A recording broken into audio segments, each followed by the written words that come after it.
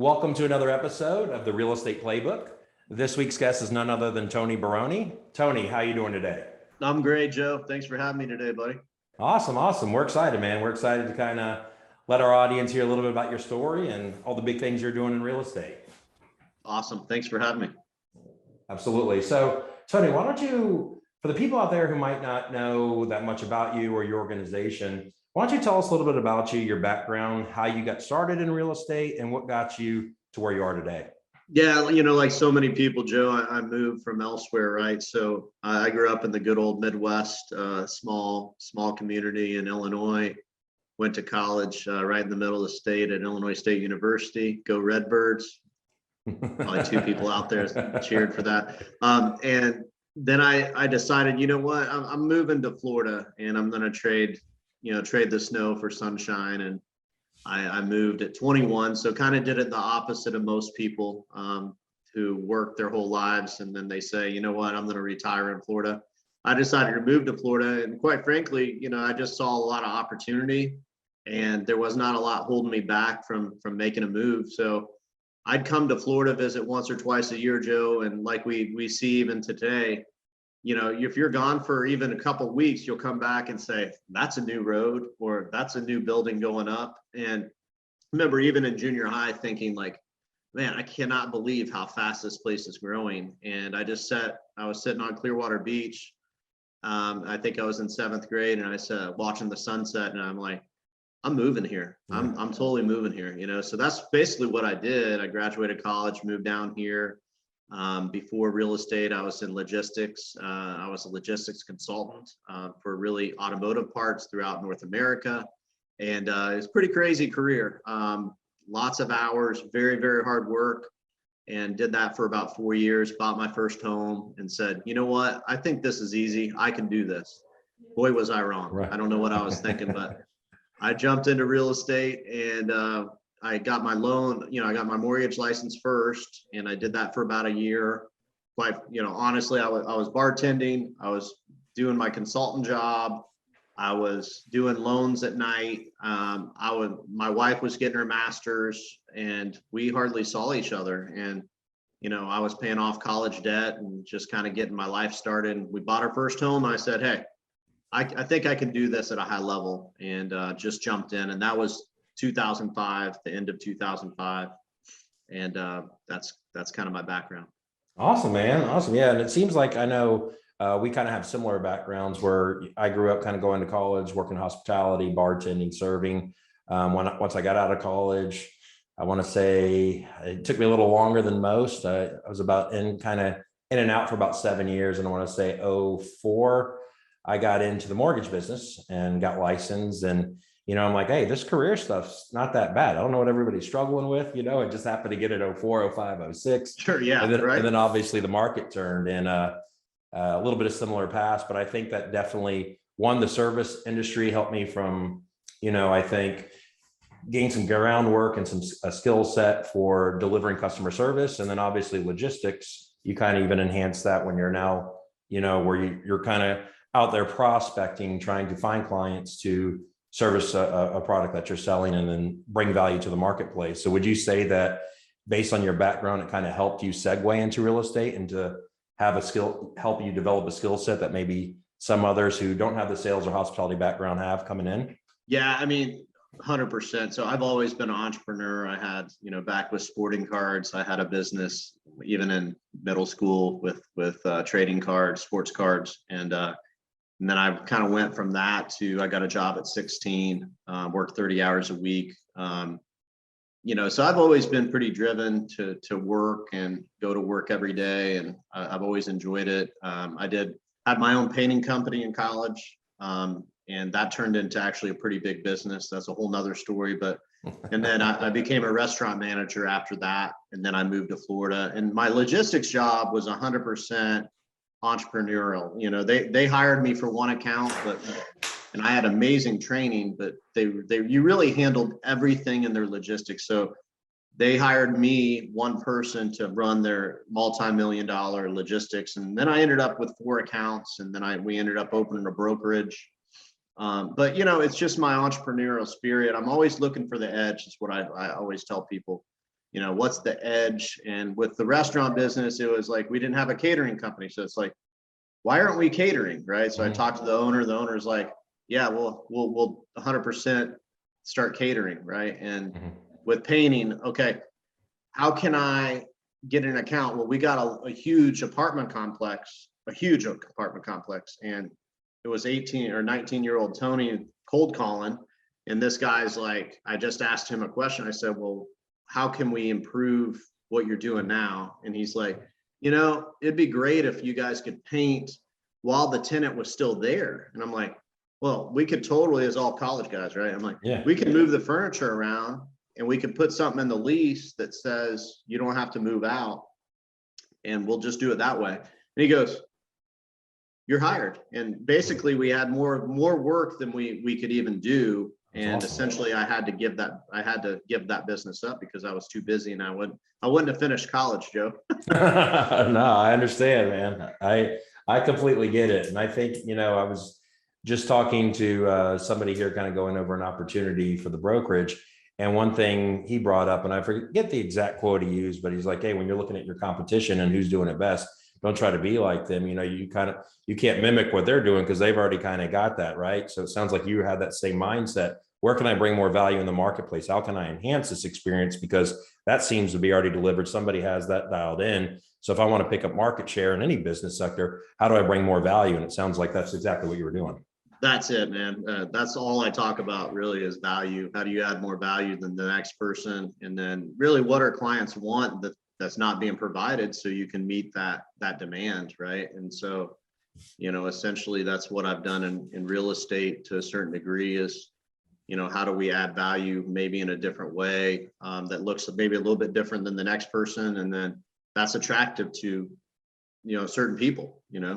Absolutely. So kind of talking a little about that. So obviously you came in, you got started. Why don't you tell us a little about your journey? Obviously you're no longer a single agent, kind of coming into business when you did. You've got, grown quite the organization, servicing a ton of families here in the Bay Area. Why don't you tell us about the journey and how you kind of transitioned from a single agent into where you are now? Yeah, so a little different. I started on a team, and I started with a couple partners. We did mortgages and we did real estate, so that was pretty unique. Worked for 100% type company. And essentially, my partners were investing in real estate, and I wasn't, because I really didn't have the capital to do so. I was paying off college and all of that, right? Yeah. So I got kind of lucky from that perspective because I wasn't able to invest in real estate. Therefore, I didn't get caught when the market changed, and unfortunately my partners did. They had to bail. And then I found myself literally almost overnight. I lost my whole savings. Gave it to my partners. They wanted to borrow money. I was like, sure. When can I be paid back? And like a month later, they couldn't pay me back. I think they wanted to, they just couldn't. And they ended up moving out of state. And then I found myself in a really bad spot. And I said, well, I was really successful at real estate, right? So I'm like, I'm not giving up at this point. And everyone in my life was like, hey, go get a real job, Tony. You kind of screwed up. You kind of screwed this up. I'm like, I didn't screw up anything. All I did was be a good guy and let some people borrow some money. And essentially, then I found KW. I applied for an ad. My wife told me to go get a real job. And I said, well, what does that mean? He's like, well, why don't you be a banker or something? I'm like, no, I don't think so. Yeah. And I think a lot of people too, entrepreneurship back then, because I was kind of going through a similar transition, wasn't embraced as what it is today. We weren't labeled as entrepreneurs. We were labeled, I think, as a loser is what they called it back when we were doing it. Right. Yeah, you're right. Yeah, it definitely was different. But what it comes down to is I applied for this ad, right? And then it was joining a real estate team. I think it was like a real estate assistant, because I decided I'm just going to stay in real estate. I don't care how. Some of the parameters was my wife's like, you need to have a salary, which made sense, right? Like, but the problem was there's no salaries except being like an assistant or something. So I applied there, and we worked out a deal where I could be in sales, and essentially he provided a draw, and it was very, very small, but she didn't ask how much I needed to make, so I'm like, I can make this work. So I became the listing agent within a few months on that team, Awesome. replaced the Rainmaker, and I worked for him for 4 years, had amazing 2 mentors. Larry Bartow was the listing agent. Debbie Ramiro was the buyer's agent. Learned from both of them, really learned the whole business. And eventually I said, looked up and I said, man, I want more opportunity. And then I started my team, which was 2011. I tried to work it out there, but we just couldn't figure it out. So I ended up starting my team in actually late 2010. And then I pretty much started hiring immediately. I worked by myself the whole time I've been in real estate. I worked by myself for 3 months, and that was it. The whole time I've been working with someone. I grew up playing sports, the whole team thing, and being not being on a team was really strange to me. So I started hiring immediately. All right, awesome, man. And then you kind of obviously your business now, you've expanded, I believe, into the Orlando market as well, correct? So you're not only serving the Tampa Bay area, but you're also in Orlando. And is there anywhere else that you are currently at or you plan to go into? Yeah, I mean, we really cover the coast to coast of Central Florida. So our Orlando office, we have an office in Orlando, and we have an office down in the Sun Coast, which is Inglewood, Florida, which really covers the south of Fort Myers. Mm-hmm. So really we're covering that whole area, Central Florida, all the way across. Our hubs in Tampa. So we're pretty spread out, but we specialize in relocations, listings, are our 2 top things we specialize in. Yeah, you've built, obviously from what I've seen online, and then obviously talking to you, you've built quite the referral network where you kind of through your, charitable work with different organizations or just networking with other realtors or going to mastermind events. I've seen, obviously, you've kind of, made yourself one of the more known prominent figures in the Bay Area when it does come to real estate. Yeah, thank you, man. I mean, we're a relationship business, and no one gets on stage and talks about relationships and people get excited. Everyone's looking for that magic pill of tech or whatever. Well, yeah, I did this, and then I have so many leads. I don't have to do anything. Well, mine's the opposite. It's kind of that boring day after day, just meeting more and more people, helping more and more people, asking for referrals, getting reviews, building relationships. So I call it the 3 R's. It's referrals, relationships, and reviews is really how we build our business. Yeah. And I think the relationship probably gets swept under the rug, just like profitability does, right? When it comes to all these real estate similar, it seems like everybody wants to talk us all the numbers and the units and how well they're doing, but the really important stuff that comes to really building a sound business and having a foundation that where you can have continued success, you really have to do those things. And I think a lot of agents sometimes are lured by the shiny objects. We can buy leads, we can do this forever, but 1, you don't control these companies, so there can be changes. And 2, it becomes quite a grind. If you're just kind of churning leads nonstop, you want to develop those relationships, because when you're working with like-minded people who share similar beliefs and, believe in your core values, it makes it much more rewarding of a career for whatever. Yeah. I would say, I've been guilty of the shiny objects a lot, so I'm not saying I haven't, but the way I look at it, I'm relationship based and I'm technology enhanced. And I think that's a beautiful place to be in today's world, because Absolutely.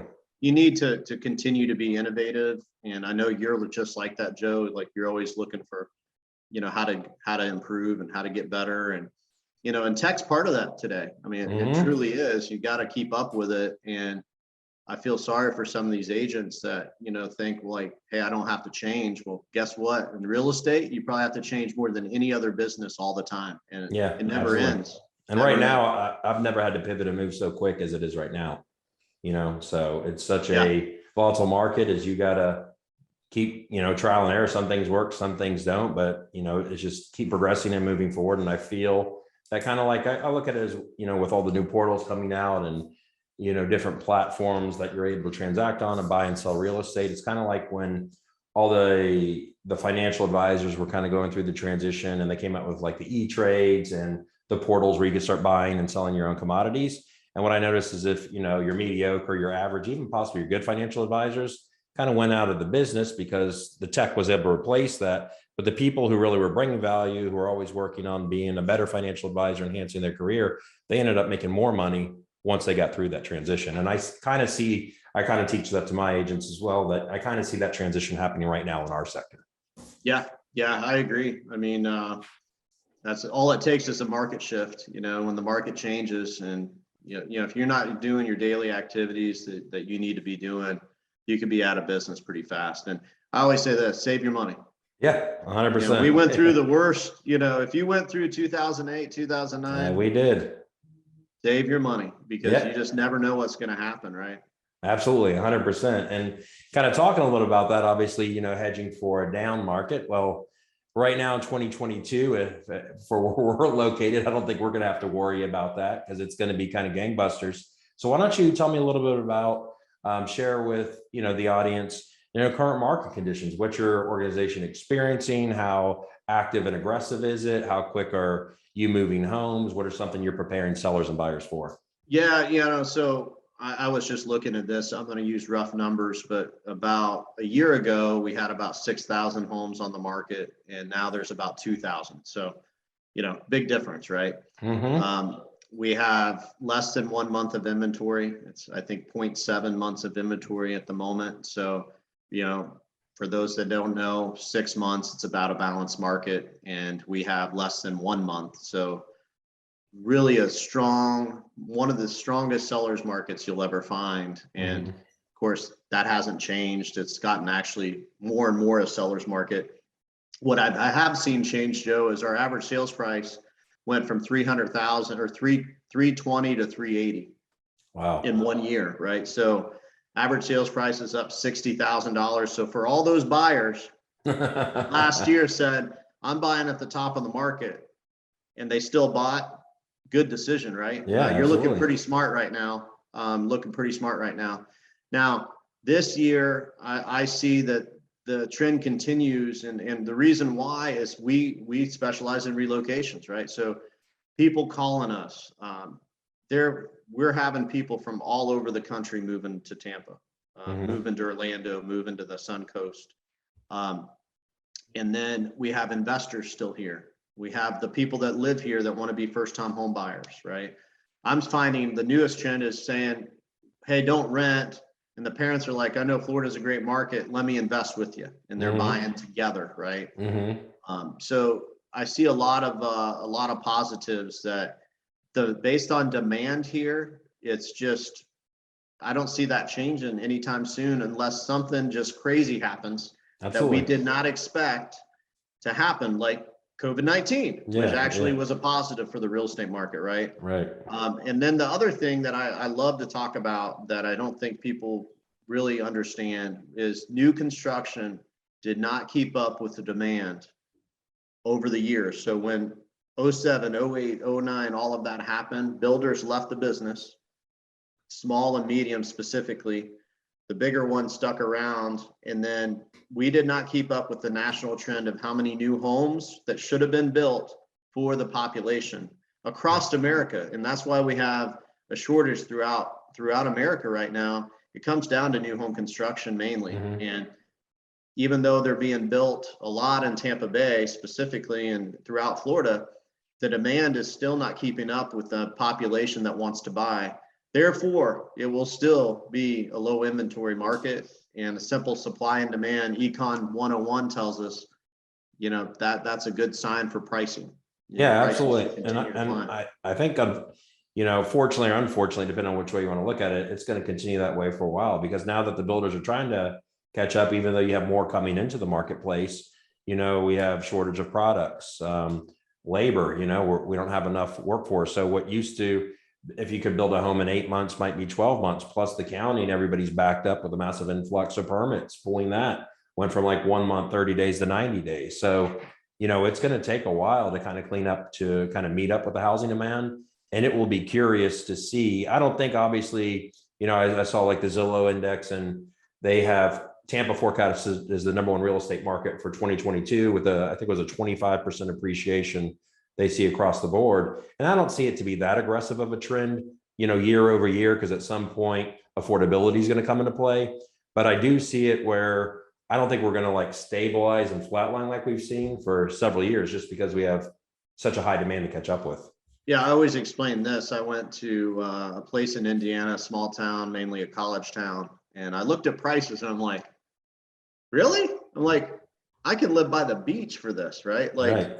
so that's where you start using logic on some things. And the reality is we're very affordable even still today. Mm-hmm. And one of our trends is people from California are moving here at record numbers. And Mm-hmm. I'd say in the last 3 years, really, well, 3 years ago and beyond, I don't know if I ever got a person from California moving here. Mm-mm. And now it's pretty normal, right? Because they're moving their money, they're selling, moving here, and no state income tax, right? And they're sitting on all that money buying a house that's 3 times, as fancy as their house was in California. And they're like, hey, I can work from wherever.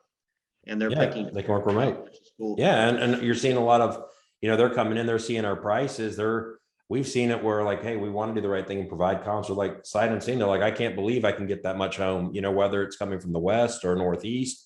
And you're seeing a lot of sight unseen cash, and they're coming in and loving the homes they're getting into. In fact, I read the article recently, I'm sure you saw it, with that investment group or investor on Bayshore Boulevard, sight unseen. I think he closed in 15 days, 3.2 million. And then he plans, I think he was reading it now, he's planning to relist it a little aggressive, but I think he's putting it back on the market for 9 million, but he anticipates by summer to double that money. That's, how bullish he is on the market. So I'm sure we're going to see a lot more of that in these coming years.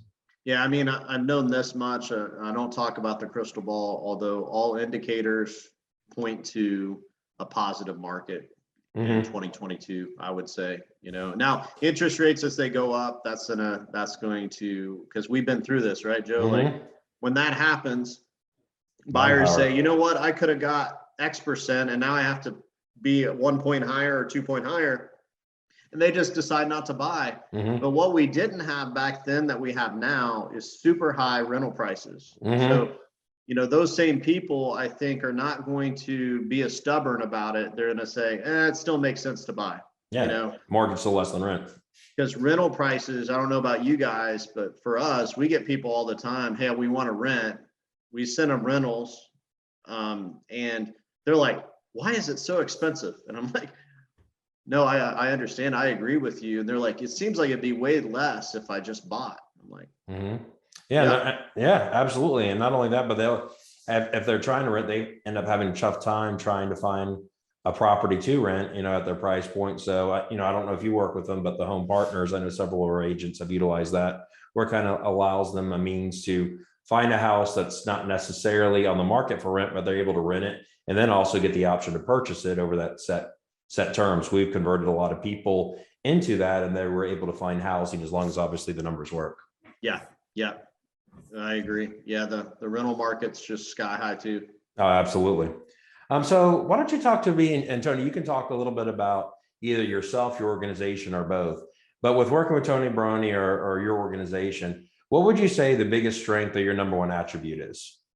Yeah, so for us, it's our value proposition, Joe, is the promise, and really it's delivering a 5-star experience to our clients. And we do, I think, everything possible to make sure that happens.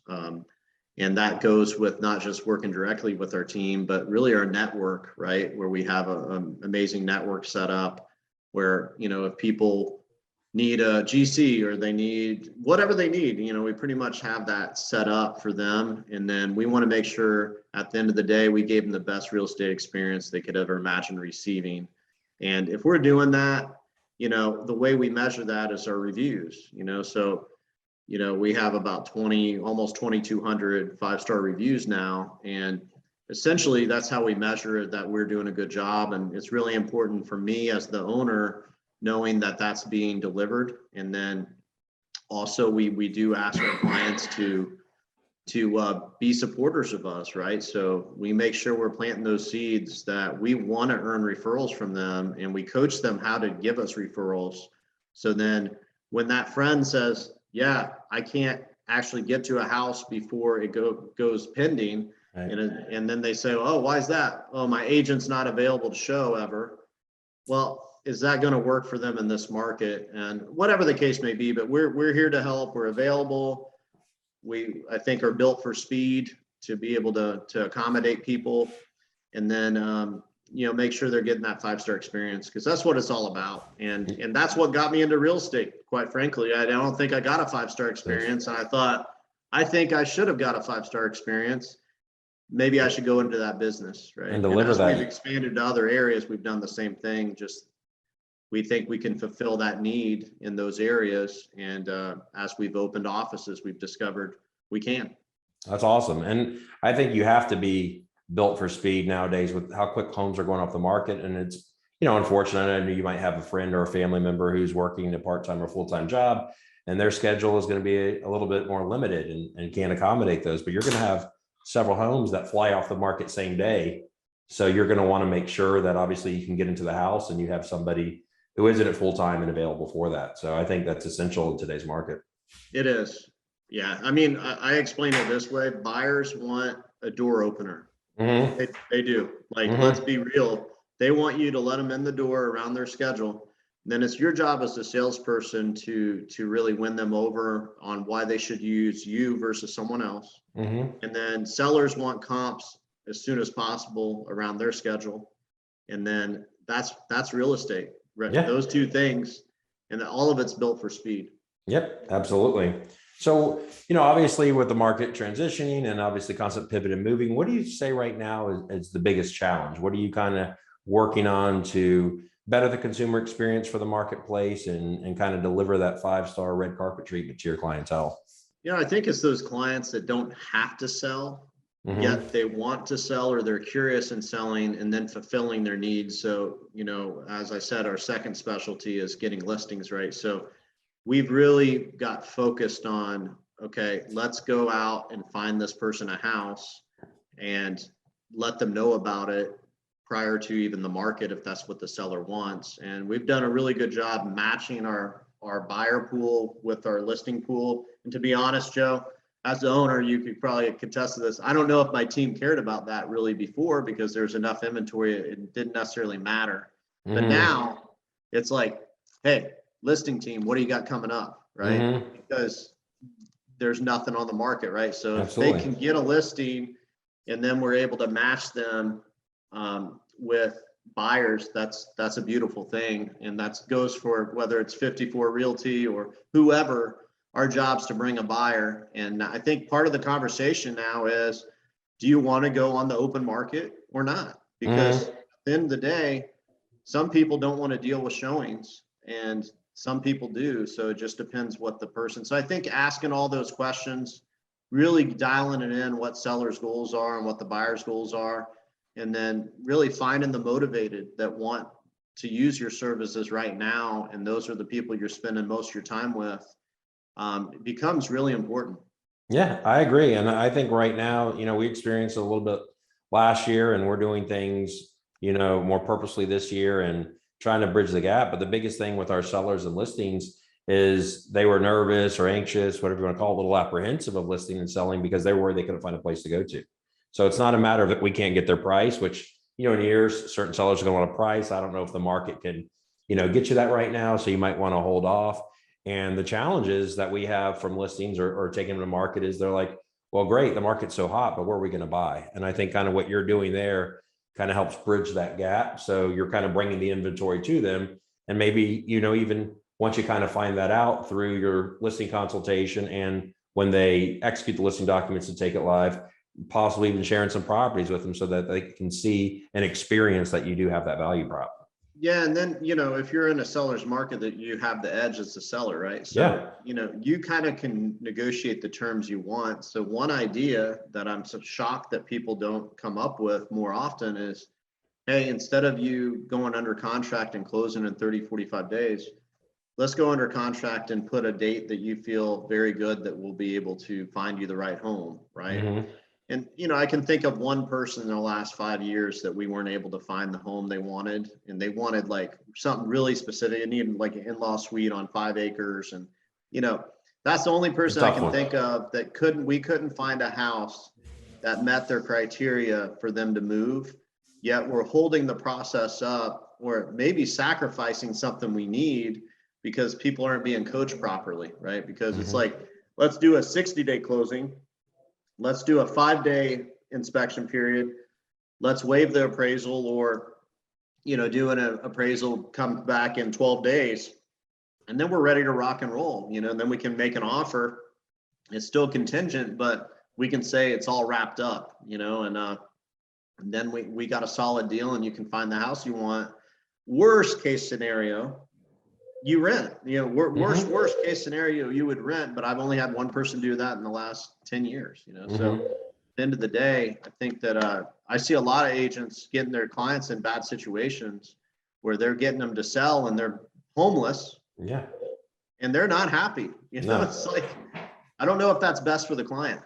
No, I completely agree. And unfortunately, I've seen that happen, more, I don't want to say more often than not, but more than once or twice, last year, primarily with other agents or brokers where they're kind of getting the sale and doing that. But then the seller's trying to back out of the contract and they're like, hey, we don't have a place to go. And I'm like, well, sorry, my buyer, our buyer's relocating, we'll try to make it work. And we do everything we can to, maybe extend a closing or to do it. But if the buyer has already started to contractually perform and they're dead set on that house, you can't just unilaterally go and cancel that contract.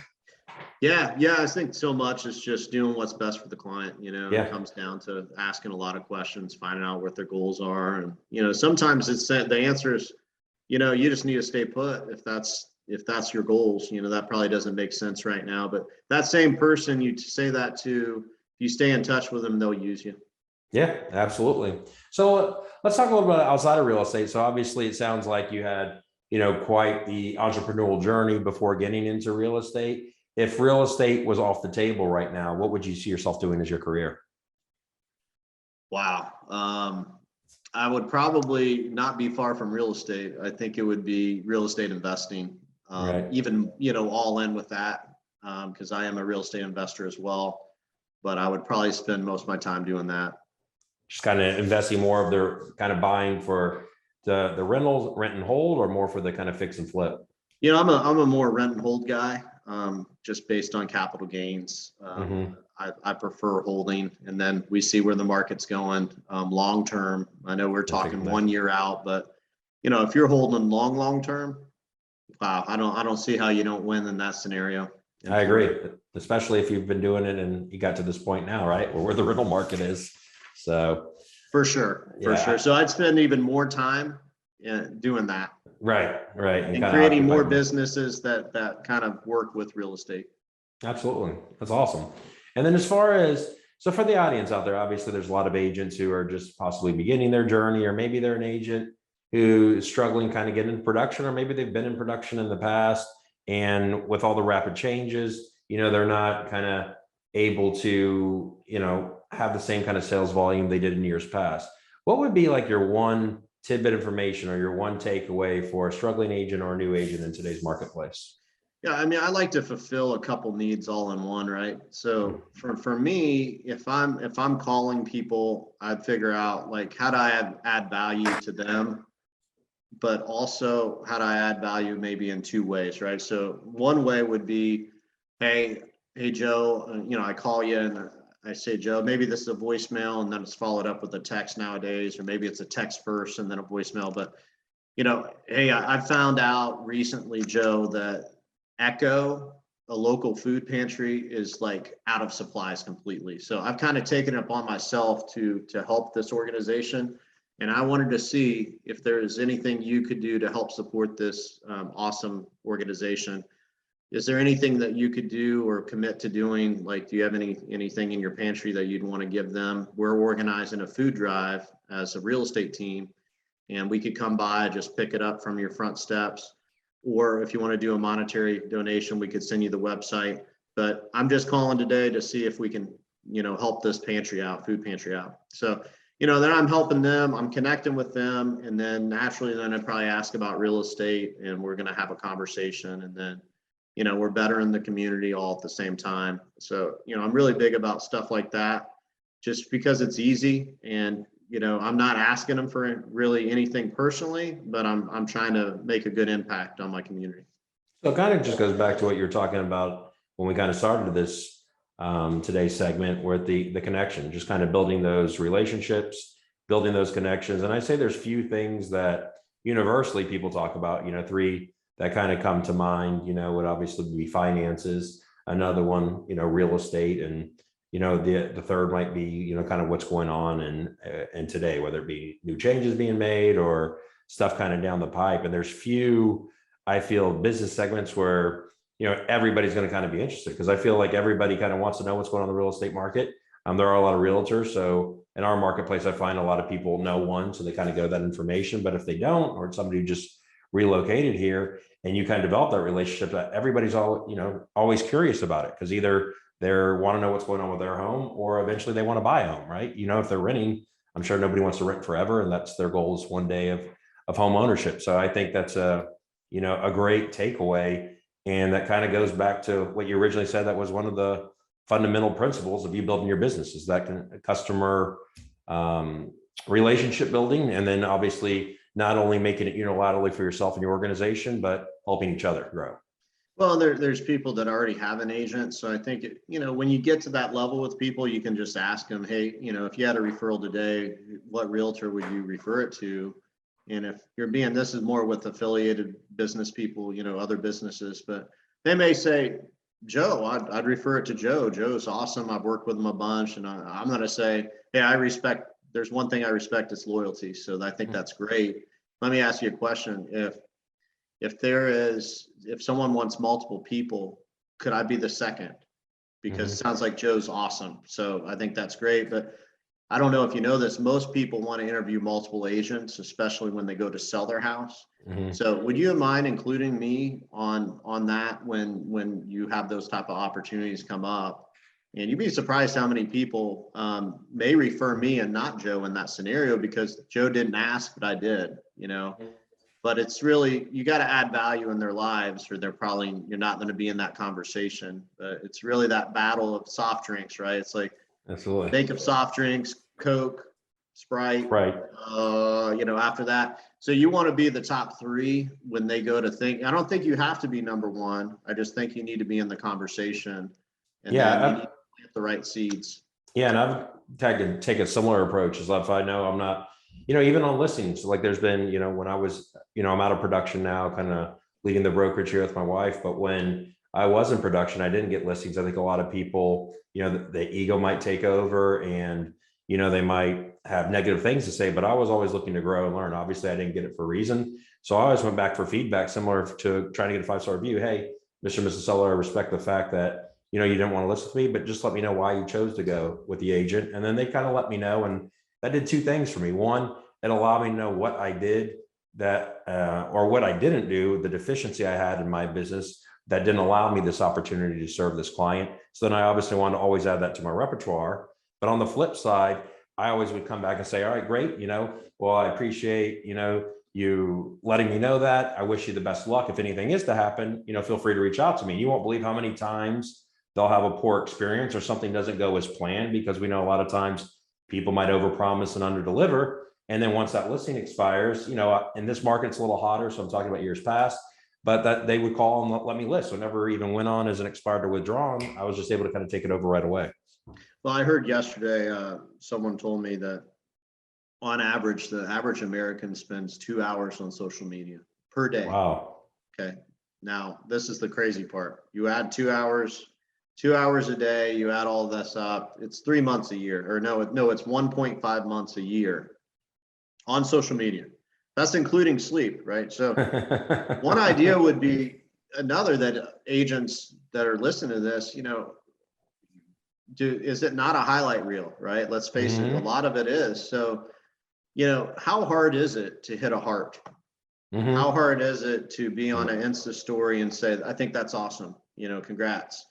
And then really mean it, right? And be sincere about it. But, if you just start doing that alone, I would say you don't want to pick up the phone, you hate being on the phone. You're like, yeah, these guys are talking about being on the phone. That's not going to happen.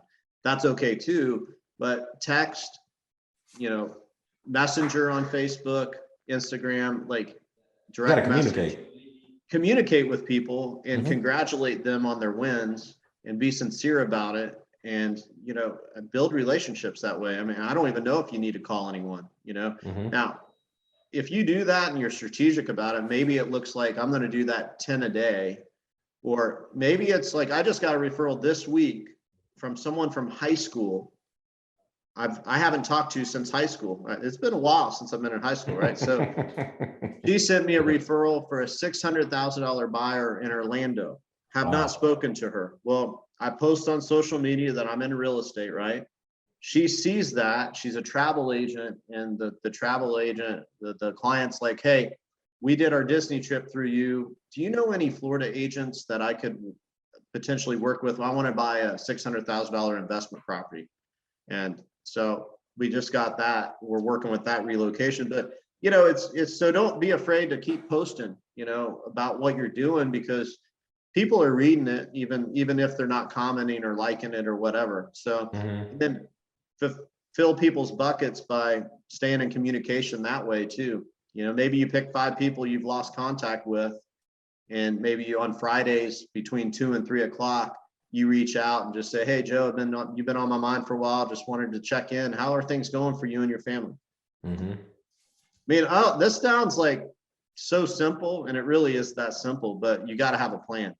Yeah, and I think the main thing too that you touched on is, yeah, people are going to know, they're going to have the intuition that if you're sincere and authentic, or if you're kind of just BSing. So you can't go in at half-ass and just doing it because Tony tells you, Yeah. hey, be purposeful, doing 10 a day. If you really don't care, you're truly not passionate about kind of helping and growing it, it will rub people the wrong way. And you want obviously to grow your business, you want people to help you. Well, you just kind of want to reciprocate. I feel the universe will, if you do good, then you'll receive good things and great opportunities. And a lot of people, I think, take that for granted a little bit and make it more self-serving. And you really have to be more a servant mindset and really be genuinely wanting to help them and congratulate them and all that good Well, stuff. and this concept, I call it leaving deposits, right? So I can't do a withdrawal Right. until I Equity deposit, right? deposit. So Right. you gotta deposit in people's lives, and then, at some point you can ask for a withdrawal, but you gotta fulfill the deposits first, right? So Mhm. that's how I look at it. This kind of dials down to that. So for me, if I'm in a new group, I'll give you an example. I joined a softball league, and I met, 15, 20 new people. I'm never going to say I'm in real estate to them. I'm not.